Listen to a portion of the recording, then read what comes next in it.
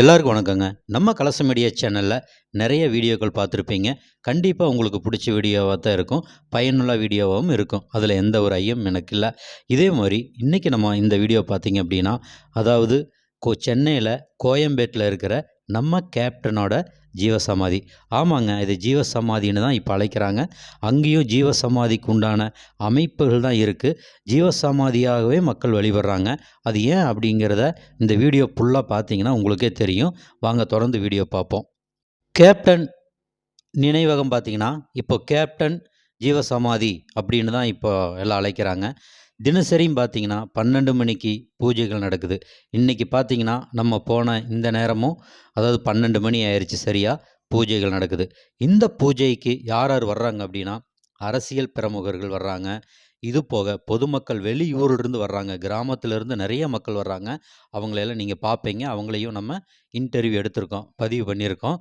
இது போக அரசியல் தலைவர்கள், சினிமா நட்சத்திரங்கள் இப்படின்னு சொல்லிட்டு இங்கே யாரையாவது தினசரி பார்க்க முடியுதுங்க. அது மட்டும் இல்லாமல் பத்திரிக்கை மீடியாக்கள் இங்கேயே இருந்துக்கிட்டு இருக்கு. ஜனங்கள் சாரையாக வந்துட்டு இருக்கிறத நம்மால் பார்க்க முடிஞ்சுது. இது எங்கேயுமே நீங்கள் பார்த்துருக்க முடியாது.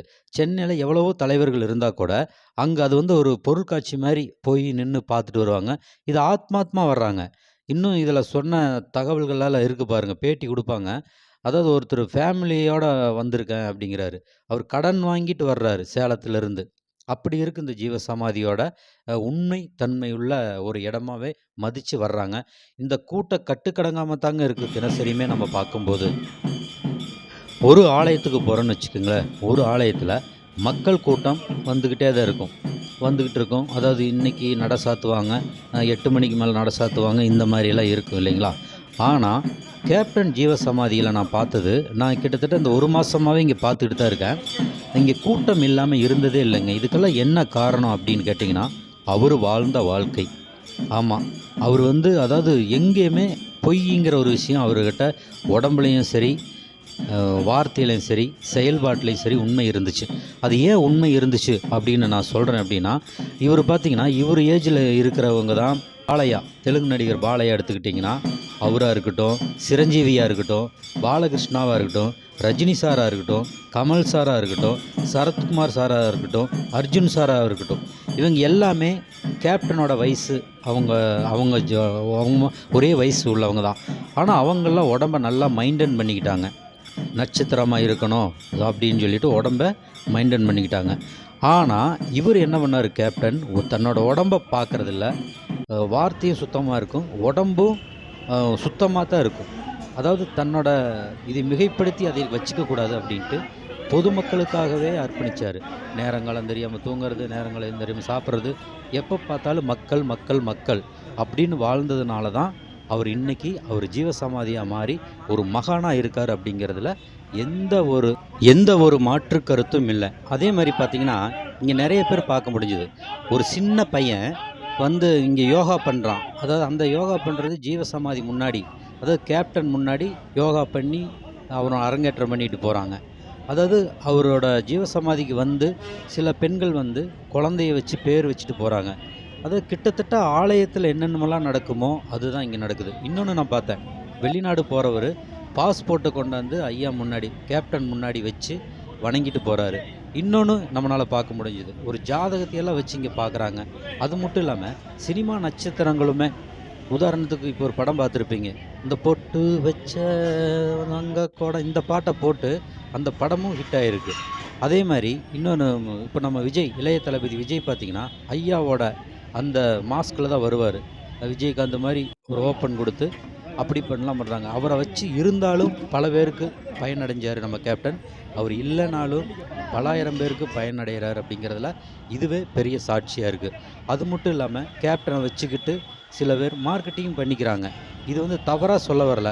அவர் அந்தளவுக்கு ஐயா அவரோட வில் பவர் அது.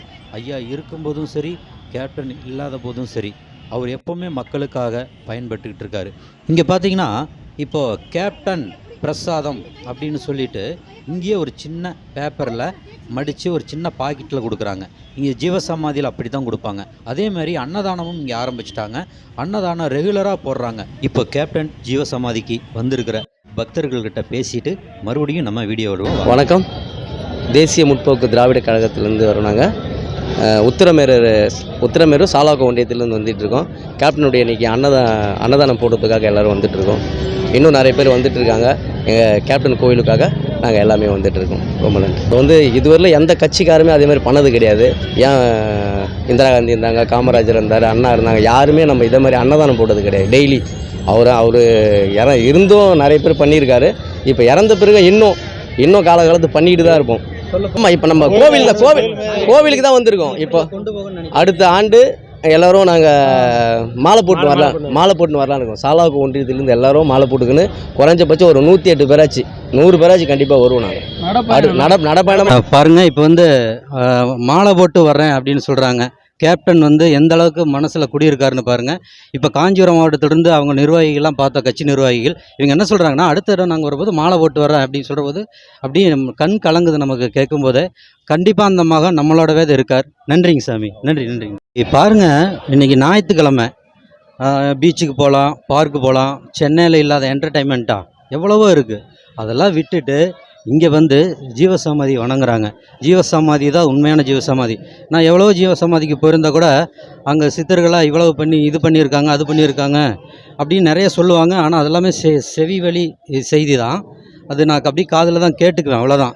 அது நான் போய் நேரில் பார்க்கல. ஆனால் இங்கே அவர் வாழ்ந்ததையும் பார்த்துருக்கோம், அவரோட சின்ன தொடர்புலையும் இருந்திருக்கோம்.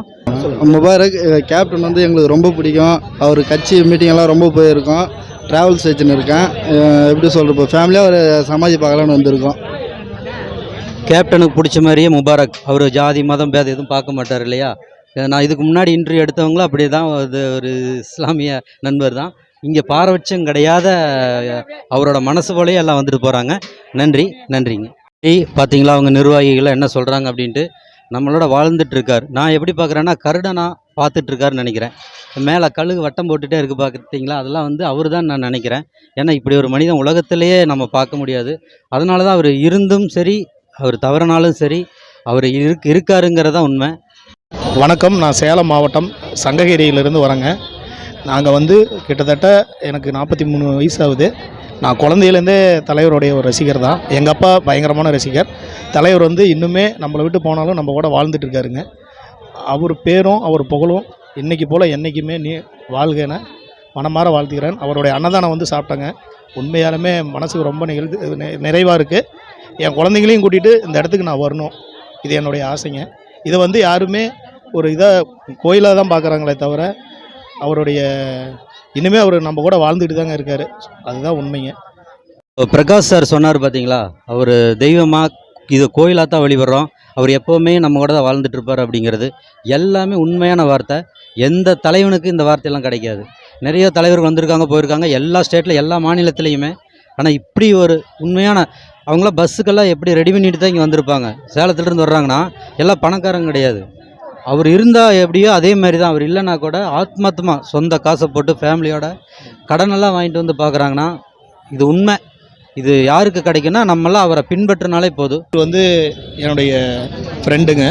இவர் ஆக்சுவலாக இன்னொரு 1 வீக்கில் ஜெர்மன் போகிறாரு. இவர் குழந்தையிலிருந்து தலைவரை அப்பாவாகவே நினச்சி வாழ்ந்துட்டுருக்காரு. நாளைக்கு ஜெர்மன் போகிறாருங்க. பாஸ்போர்ட் எடுத்தார். முதல் முறையாக அவருடைய காலடியில் வச்சு ஆசீர்வாதம் வாங்கிட்டு ஜெர்மன் போகிறாரு. கௌதம் நண்பர் பார்த்தீங்கன்னா ஜெர்மன் போகிறாரு. ஜெர்மன் போகிறதுக்கு முன்னாடி கேப்டனோட ஜீவ சமாதிக்கு ஆசீர்வாதம் வாங்கிட்டு போகிறாரு. அந்த அளவுக்கு தான் அவரோட ஜீவ சமாதியில் ஒரு சக்தி இருக்குது அப்படின்னு எல்லாம் நம்புகிறாங்க. நன்றி சார், வணக்கம். உங்களுடைய பயணம் வெற்றியடைய அவரோட அன்பு எப்போ இருக்கும். நன்றி சார். இதெல்லாம் பார்க்கும்போது எனக்கு ஒரு பாடல் ஞாபகத்துக்கு வருதுங்க. அதாவது பார்த்திங்கன்னா, ஐயா மறைந்த அன்னைக்கு, அதாவது கேப்டன் ஐயா அவர்கள் மறைஞ்சிட்டாங்க. அன்னைக்கு ரஜினி சார் ஒன்று சொன்னார். அதாவது, வாழ்ந்தவர் கோடி, மறைந்தவர் கோடி, மக்கள் மனதில் நிற்பவர் யார் அப்படின்னு ரஜினி சார் ஒரு பேட்டியில் சொல்லியிருந்தார். அது கேப்டனுக்கு தான் பொருந்தும் அப்படின்னு சொன்னார். அதே தான் நானும் சொல்கிறேன்.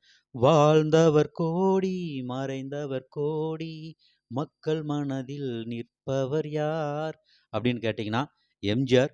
அதுக்கடுத்து நம்ம கேப்டன் தான். இந்த இடத்த பிடிக்கணும் அப்படின்னா உண்மை ஊறி இருக்கணும். ஆமாம், உழைப்பு, நேர்மை இதெல்லாம் இருந்தால் ஏதாவது ஒரு இந்த மாதிரி மக்கள் மனசில் போய் குடி போகலாம். அப்படிங்கிறதுக்கு உதாரணமே நம்ம கேப்டன் தான். கேப்டனுடைய போராட்டம் சினிமாவில் இருந்திருந்தால் கூட நிம்மதியாக இருந்திருப்பாருன்னு நினைக்கிறேன். அரசியலுக்கு எதிரிகளால் வீழ்த்தப்பட்டவர்னு தான் நான் சொல்லுவேன். முதுகுல குத்துனாங்க. துரோகிகள நெறைய சந்திச்சாரு. துரோகிகளையும் மன்னிச்சு விட்டாரு. "போ, போ அங்க போனா உனக்கு நல்ல பேரு, சாப்பாடு, காசு கிடைக்குதுன்னு தான் நீ போற. போ" அப்படின்னு தான் சொன்னாரு. அதான் நான் சொல்றது. எதிரிகளால் வீழ்த்தப்பட்டவர் அப்படின்னு. அவங்கலாம் என்ன ஆனாங்க, எங்க இருக்காங்க அப்படின்னா, அவங்கலாம் வரலாறுலயே வரமாட்டாங்க. அதுக்கு தான் தெய்வ குணம் வேணும் இதெல்லாமே. "இந்தா எனக்கு என்ன முதுகுல குத்துறியா? இந்தா எடுத்துட்டு போ. வச்சுக்க நீ நல்லா இரு போ. நான் காயத்த ஆத்திக்கிறேன்" அப்படின்னு சொன்ன எல்லாருமே பார்த்தோம் இதெல்லாம். கேப்டன் தான் அதுக்கு சரியான கேப்டன். கேப்டன் ஏன் சொல்றோம் அப்படின்னா, அந்த துரோகிகளையும் நல்லா இருக்கணும்னு நெனைச்சவர் தான் கேப்டன். அவரோட சாப்பாட்ட ய ய எவ்வளவோ பேர் சாப்ட்டுருக்காங்க. அதாவது திரைப்படத் துறையினர்லேருந்து, பொதுமக்கள்லேருந்து அந்த ராஜாபாதர் ஸ்ட்ரீட்ல, டி நகர்ல அவ்வளோ பேர் சாப்ட்டுருக்காங்க. ஒரு வேள உணவாவது போட்டவரு, இப்பவும் இ அவர் மறைஞ்சதுக்கு அப்புறமும் இங்கே உணவு போட்டுட்ருக்காங்க அப்படிங்கிறது ரொம்ப சந்தோஷம். ஐயா பத்தி பதிவிடுறதுல எனக்கும் ரொம்ப ரொம்ப சந்தோஷம். ஏன்னா நானும் அது வேற இது இங்கே பேசிறக்கூடாது அப்படிங்கிறதுனால, அது வேற வீடியோல நான் சொல்றேன். அ அது வந்து ஒரு ஜென்ரலான ஒரு வீடியோவாவே இருக்கட்டும். வேற ஏதாவது நம்ம இதில கனெக்ட் பண்ணக்கூடாது அப்படிங்கிறதுனால, நான் சில விஷயம் என்னோட பர்சனல் இதில நான் சொல்ல விரும்பல. அது வேற வேற மாரியெல்லாம் அது இதாயிரும். மறுபடியும் உங்கள சந்திக்கிறேன். நன்றி, வணக்கம்.